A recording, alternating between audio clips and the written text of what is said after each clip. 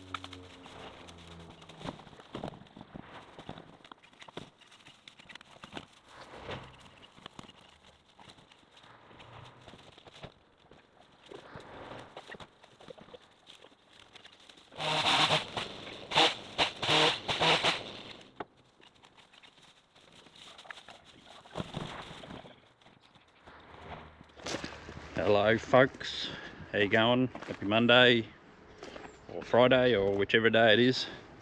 Have a look at this. So you see this? Finding a lot of this sort of stuff. So it's been cut off in the past previously and then regrown.